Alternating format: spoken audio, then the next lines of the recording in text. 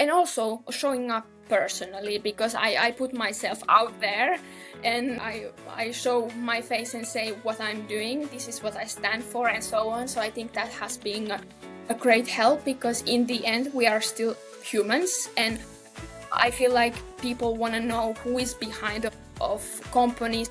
Welcome to WITT. Hi, I'm Megan. I talk with founders, investors and operators working in tech. My aim is to inspire you with their stories and perspectives. Through this podcast, I want to amplify the voice of women working in tech. If you want to support WITT, then make sure you follow us on your favourite podcasting app. Then you won't miss any future episodes. Today's guest is Suvianna, founder of AI for Change Foundation. She's shaping how technology serves society and driving global conversations on human-centric AI. Let's rock and roll. Hi, Suvianna. Welcome to WITT. It's great to have you on the podcast.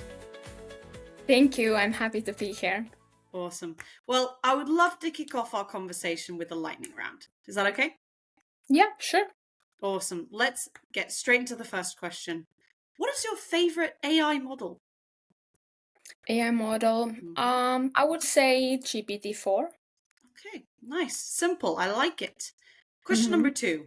What is your founder superpower? And then what is your founder kryptonite? I would say curiosity and... For the superpower? Yeah. Okay. That is difficult. I would say frustration. Okay. Nice. Number 3. This is a finish the sentence. Ethical AI is... Foundation of everything. I like it. Question number 4. What is your favorite phrase for startup life? Startup life. Start before you are ready, before you feel like you are qualified. Yeah, that's about it, yeah. Nice. Question number 5. What's one question every AI company should ask but doesn't? They should ask if this is really serving the purpose and if it's really serving the people. I like it. Question number 6. Are you a dog person, a cat person, or a horse person? All of them. I had all of them, yeah. I had a horse. So just an animal person overall. Then. Yeah, animal person. Now I have a cat, so... Nice. Awesome. Question number 7. If you had a clone, what task would you outsource first? It's a bit of a weird question.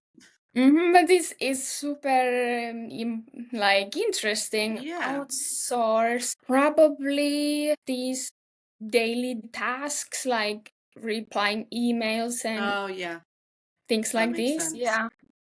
That would definitely be the first thing for me, definitely. Yeah. Question number 8. What's the most unexpected lesson you've learned from building AI for change? Unexpected. I didn't expect that this would go anywhere. I thought that this would be a side project. So I built it in a mindset that it's a side hobby, but it exploded. I like it. Well, that's always good. Yeah. Question number 9. How do you stay grounded when everything feels urgent? This is an important one because I've been struggling this a lot. But what has helped me, that I have a cat. I go to cuddle with him because he's really calming and that. And also I just go outside like barefoot and try to get actually grounded. With like nature and Exactly. Yeah. I love helpful. I love that. And then the last question for the lightning round is, if you had to describe your entrepreneurial journey in 3 emojis, what would they be and why? Difficult one. Yeah. Frustrated. Like that frustration. Angry face. Yeah. That one, surprised and curious is a emoji. Okay. Yeah. Okay, so it was angry and then surprised and then curious. Yeah. I feel like that's pretty self-explanatory, so I like it. And then, that was really cool. I really liked your lightning round answers. Let's move on to your journey, right? So everyone is either running away or running towards something. What made you run towards the kind of AI space? I think it's a curiosity. Yeah. I was being really interested about human potential. That is Mm-hmm. one thing why I started to become curious about AI in general. I was interested how it can do something good for this world. Mm-hmm. If we're thinking about diseases, researching in that and actually have a real world impact in those, that is something. And also, of course, like in personal level, how we can become better as a profession and also Mm-hmm. in our own lives. So that is something that I how I got into this space. But of Mm-hmm. course, it has evolved in that. Yeah, definitely. I mean, AI is I would say such a broad kind of topic. There's so many different things that you can go into with regards to AI. And I think it's really hard to distinguish what we're actually talking about when we talk about Mhm. AI. Can you give me kind of your summary or your Mhm. opinion on AI as a whole? Okay, yeah, sure. Also, it's something personal why I started AI for Mm-hmm. Change. It was that we have this huge AI hype. Everybody's talking about Right. what it can do. It's saving the world, kind of like Mm-hmm. two like rainbows and butterflies everywhere. Yeah, yeah, yeah. But on the other side, there was a lot of this fear Mm-hmm. how AI will replace us, will destroy the world, Yeah, and yeah, yeah. so on. Of course. So, my point of view was that why we have to go from extreme to another. I'm Mm-hmm. more interested what is in the middle. Of course, we have to be aware of the potential, but also the risk. So, how we Yeah. can balance between these two, how we can create actual real world impact to this world with AI, but also Mm-hmm. we have to be really we have to understand it, we have to use it correctly and responsibly. So that is Yeah. like my mindset with AI. Mm-hmm. Yeah, that leads me kind of perfectly into my next question, because we all hear a lot about kind of, as you said, AI saving humanity or Mm. destroying it. But you said that you believe the real revolution might be quieter and more human. Like, what does that look like? Can you describe a moment where you saw this kind of quieter revolution in action? Of course, I would wish to see this more. We Mm-hmm. have a lot of this hype versus fear mindset still, but also I've been seeing that there's more demand for that AI would be beneficial for us, for the people. So I believe that there's in the end, in this AI driven world, we start to value things that are actually human, Yeah. what makes us to connect with each other and so Mm-hmm. on. So I believe that these AI things and tools and so on is like a phase. It will pass. Right. And after that we start to value more human interactions and Mm-hmm. human content and so on. So I feel like this is just a period. Okay, interesting. You believe that it's a kind of a phase that the world is going through, right? Okay. Hopefully. Yeah. Interesting, interesting. Well, let's talk a little bit more about this. Let's talk about the AI for Change Foundation. So your foundation. Can you kind of talk me through its origin story and of course the mission? Yeah, of course. So basically, my background is in law, and Mm, I always thought that I'm gonna work in human rights or something like right. this. Okay. But then I started to experiment with different business models. Mm-hmm. I tried different kind of ideas and so on, and I also started to learn more about AI, and Mm-hmm. I learned how to make these custom AI bots and so on for the companies. But that Cool. didn't really feel like meaningful for me. Okay. And I was just like, I'm contributing into this AI hype. Mm-hmm. And the more you are in this AI bubble, you also start to understand maybe the dark side of AI. So I started to research more about the risks and what is on the other side of the hype. And then I felt like after I know all this information, I cannot, contribute to this hype anymore. I have to think about other way, how to make it more beneficial for people and so on. So I started to speak more about responsible and ethical AI, and I felt like there was not enough talk about this. And many companies say that they care about responsible AI, but it wasn't like actually showing. And Yeah. actually, why I started AI for Change Foundation was this. I was frustrated. I felt like there need to be more done for these kind of things. People have to understand it better. And also, I feel like we need more concrete guidelines to follow what we Okay. can Kind actually of do like about it. rules, or kind of just like expand on this a little bit. Yeah, because I'm thinking about, like, for example, small business owners. Um, Okay. if you think about them, or just people in general who want to do things right, but if you think about them, where they can find information, actual guidance is sometimes difficult, and also Right. a little bit like complex and so on. I'm That just makes trying to think sense. how we can make it something that is simple, that is easier to understand, because oftentimes AI is just this technical Yeah, yeah. hype, and it's not explained in the way that everybody can understand these kind of things. So it's something that I would like to create more guidance, and people also have to understand where it's based on and so on. Okay. In that sense, yeah. Okay, that makes, yeah, no, because I was, obviously I did quite a lot of research for this episode, and I was like wondering kind of the mission and the reasons behind it, but that makes a lot of sense now. So it's kind of trying to give an understanding and a set of, yeah, guidelines, as you said, to kind of small business owners or people that you want to use AI responsibly, right? Is that correct? Yeah. Yeah, and Okay. also part of this mission is to influence on the future of AI, Mm-hmm. asking questions like what kind of future we want to live in, Yeah. what is acceptable, and so on. So also it's a huge goal to think about also what kind of future we want to create, and so on, Mm-hmm. because I feel like there's not enough talk about what is acceptable and so on. Yeah, no, definitely. And I wanna go in depth a little bit more about this kind of the whole conversation around AI. And I want to talk a bit about like focusing on the how of AI rather Mhm. than the what is, and then the obviously when will the robots kill us kind of thing. And how do you keep that conversation focused there?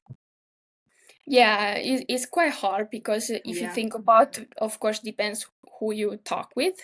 Mm-hmm. Many people have really different understanding of AI, and also many organizations are thinking AI is just a tool. Okay, let's Yeah. use it, and after that everything is just fine.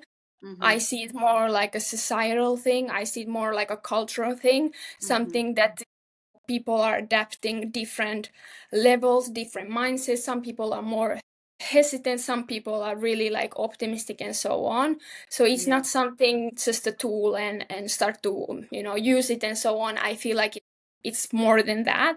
And also Mm-hmm. understanding everything around it, like the risks, the potential, and so on. So I Yeah. feel like we need more conversation about how AI is affecting people's life, rather than it's just a tool that you use and that's it. And how it can affect people's lives with the whole medicine and that kind of things, and the diseases and stuff like that. Yeah, no, Yeah. definitely that makes a lot of sense. And talking and really having those communities that understand the potential, but also the kind of the risks and the drawbacks, and being kind of careful. I really like it, and I think that's super interesting. I want to talk a little bit more about the foundation, right? Mhm. So most foundations, even those with kind of huge budgets, struggle to articulate a strong kind of story or mission. How have you tried to cut through the noise of the kind of the AI buzzword and what has worked and what hasn't worked? This is really a great question. Yeah. It's been hard. I'm not gonna Yeah, deny that. definitely, of course. It's really hard. When I started, so many people told me like you understand that there are many organizations Yeah, of course. aiming for Yeah. similar things and so on. And yeah, I feel like it was important to really narrow down what we are actually doing, in a sense that what our aim is in the future, what kind of future we are creating, and what we are actually doing. We have webinars and we have this AI for Change Summit coming in November, so it was more about thinking about the clarity, what we can actually do. But also for me was understanding the resources. Of course, I would like that this would be tomorrow the biggest responsible AI organization in the world. But of course, takes time, and actually takes quite a lot of time to convince people what we are doing, take us seriously, and so on. So I don't have a clear answer. I'm Right. still figuring it out. But I feel like it's, and also showing up personally, because I put myself out there, and I show my face and say what I'm doing, this is what I stand for, and so on. So I think that has been a great help, because in the end we are still humans, and I feel like people want to know who is behind of companies and so on. So I think that it was like The face behind the company, right? exactly. Yeah. Okay. Yeah, no, it's, as you said, it's quite difficult to give an answer. That's why I asked it, because it's a good question to try and get a vague understanding of what you're doing to kind of inform people of this and try and help them understand the kind of the process behind it.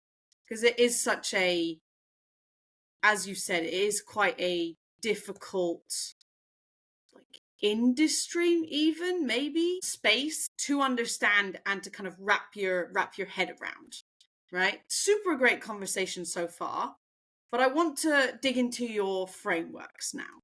So you gave me some really good frameworks, I would say. So let's do a deep dive into what you mean by the kind of zoom out and zoom in. What does that mean for you? Yeah, as a founder, as somebody who is trying to do everything at the same time and aiming like high, Yeah.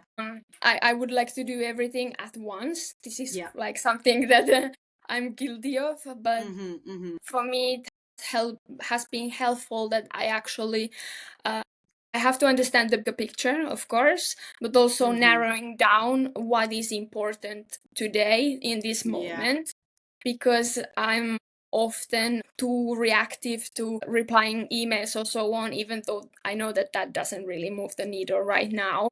And I feel like it's important to be keeping the bigger picture in your mind all the time, but actually like really focusing and break it down into weekly, monthly, and daily, and even hourly for me, to actually understand what is important right now. Because many times we are just like spending time on things that are actually not so important in the end. Okay. So it's like keeping the big picture, as you said, and then kind of zooming in on those little kind of daily, monthly things. So making making the to-do lists, all that sorts of stuff. But yeah, no, that's really awesome. I think I definitely need to take that into consideration, because I do the same thing that you do and kind of try and do everything at the same time, which most of the time does not work. No.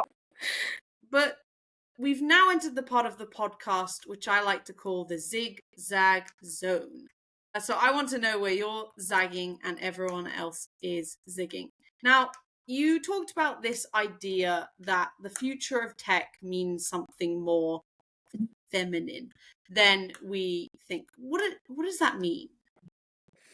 Yeah, if we think about technology right now, Hmm. it's pretty masculine. There are many these Yeah, male-dominated AI. industry, yes. Exactly, exactly. And also, yeah, the industry itself is really male dominated. And Hmm. also often these kind of feminine sides are not taken consideration by design or including the voices of different people. Hmm. So I believe that we need more voices who are taking more empathy, these kind of things into consideration rather than Hmm. just maximizing profit and so on. I feel like Right. I don't want to put it into extreme to another. It's not that masculine versus femininity is Right, like, right, you right. know, it's not that, but I feel like we need to consider things from different perspective as well. Hmm. Yeah, you said things about kind of soft power, intuition, community, and emotional intelligence, which, in my opinion, I don't really believe that we have a lot of that. I think community is okay, but I think some of these we kind of lack. How would Mm. you how would we implement these kinds of things? How do we make this change that we want to see? Yeah, I wish that there would be more talk about these things. Mm, I wish that these things would be more valuable. I think we have to also change the idea of hmm. maximum profit. I think we could bring these kind of things into our daily life, thinking about how we can increase our wellness, our quality of life, our Hmm. happiness.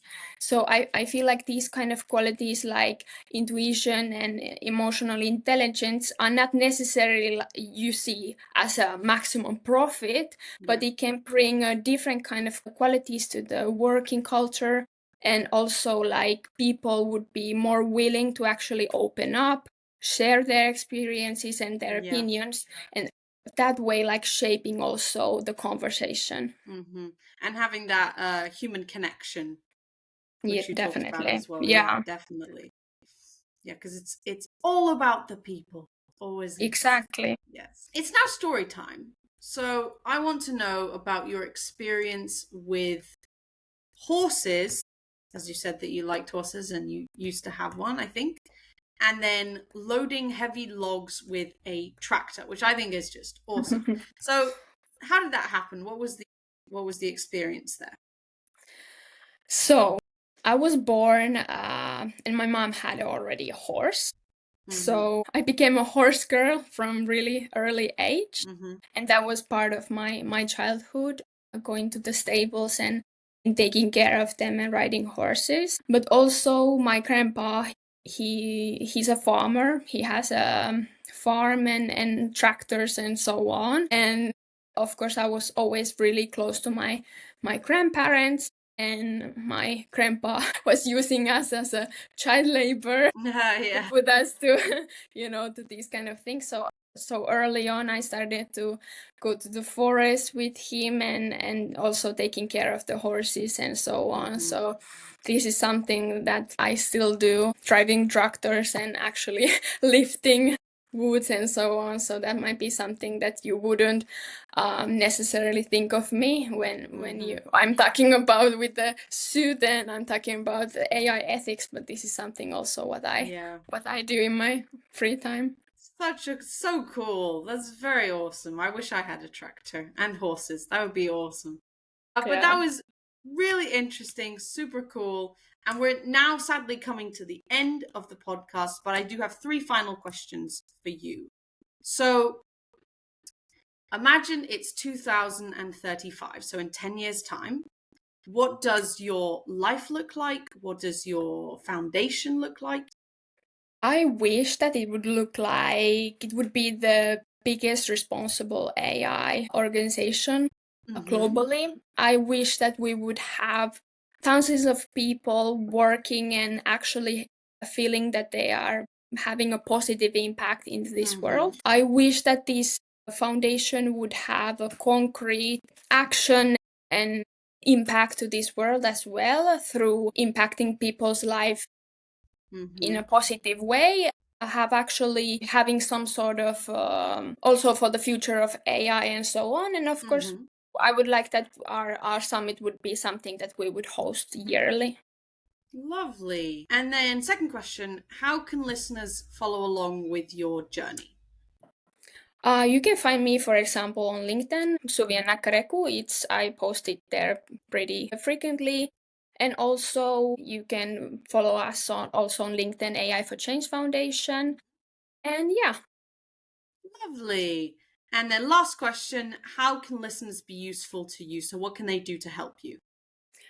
I wish that people would ask more questions. I don't think that there are stupid questions or silly questions. I feel like all the questions should be asked, and especially in this AI world, is this technology doesn't belong to anybody. It's for all of us. So I feel like we are all able to shape the conversation about AI and so on. So also asking questions and question things. Yeah. Great.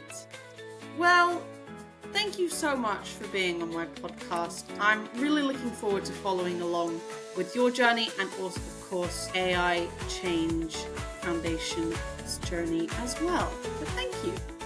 Thank you. Thank you for having me.